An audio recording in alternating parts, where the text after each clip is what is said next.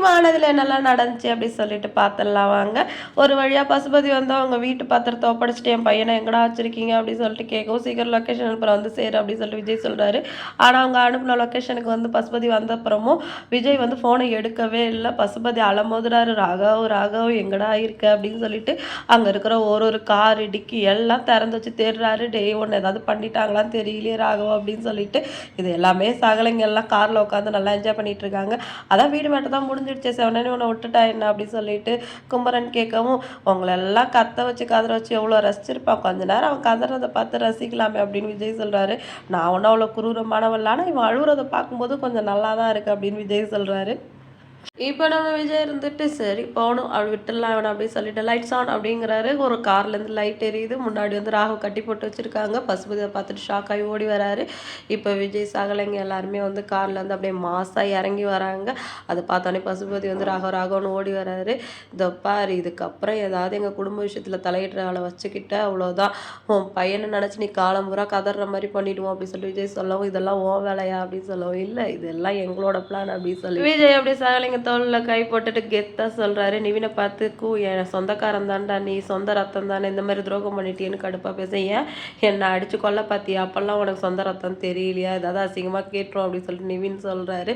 புள்ள பூச்சி மாதிரி இருந்தால் உனக்கெல்லாம் தைரியம் வந்துருச்சான்னு குமரனை பார்த்து கேட்குறாரு பசுபதி.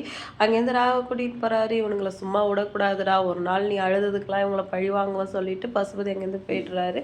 இப்போ வீட்டில் சாரதா இருந்துட்டு எப்படி இவ்வளோ சீக்கிரம் நல்லவனா திருந்து இதெல்லாம் கொண்டாந்து கொடுத்தான்னு தெரியலையே அப்படின்னு சொல்லவும், அம்மா நான் ஒரு விஷயம் சொல்லுவேன், நீ பயப்படக்கூடாது அப்படின்னு சொல்லிட்டு, உனக்கு ஒன்று தெரியுமா, அந்த பசுபதி பையனவோ மாப்பிள்ளைங்க 3 பேரும் சேர்ந்து தூக்கிட்டாங்க அப்படின்னு சொன்னோம். என்னடி சொல்கிற அப்படின்னு, கடத்திட்டாங்க அப்படின்னு சொன்னோடனே எல்லாருமே ஷாக் ஆகிடுறாங்க. பாட்டி இருந்துட்டு ஏண்டி இதெல்லாம் தேவையா, அப்படி பண்ணா அவன் சும்மா இருப்பானா அப்படின்னு கேட்கவும், கங்கா இருந்துட்டு இதை தான் பாட்டி நானும் சொல்கிறேன், யார் கேட்குறா என் பேச்சை அப்படின்னு கங்கா டென்ஷனாக பேசுகிறாங்க. காவேரி இருந்துட்டு அப்படி பண்ணலன்னா இப்போ நம்ம வீட்டு பத்திரம் நம்ம கைக்கு வந்திருக்காதுமா அப்படின்னு சொல்லிட்டு சொல்கிறாங்க.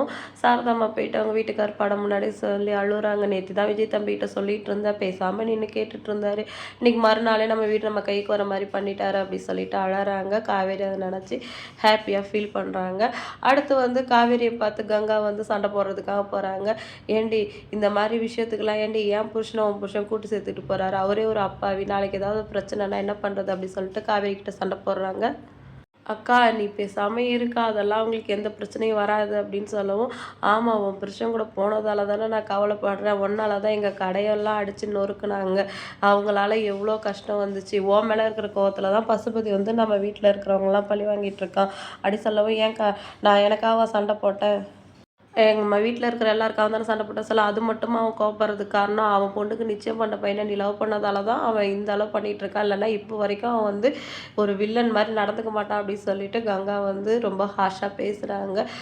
இவ்வளோலாம் திருத்தவே முடியாது பாப்பா, உங்கள் அம்மா வந்து தேவையில்லாமல் பயப்படுறாங்க, உங்கள் அப்பா வந்து விஜய் சித்தப்பா கூட தான் போயிருக்காங்க, அதனால் உங்கள் அப்பா பத்திரமா வந்துடுவார், உங்கள் அம்மா கிட்ட சொல்லுன்னு வயிற்றுல இருக்கிற குழந்தைகிட்ட காவேரி பேசுகிறாங்க. பதிலுக்கு கங்கா சும்மா இருப்பாங்களா, காவேரி வயிற்றுல குழந்தைகிட்ட போய் உங்கள் அம்மாவும் உங்கள் அப்பாவும் ரொம்ப திமிரு பிடிச்சவங்க, நீ வெளில வா, அவங்க எப்படிப்பட்டவங்கன்னு அவனுக்கு சொல்கிறேன் அப்படின்னு சொல்லிட்டு அங்கேருந்து கிளம்பிடுறாங்க.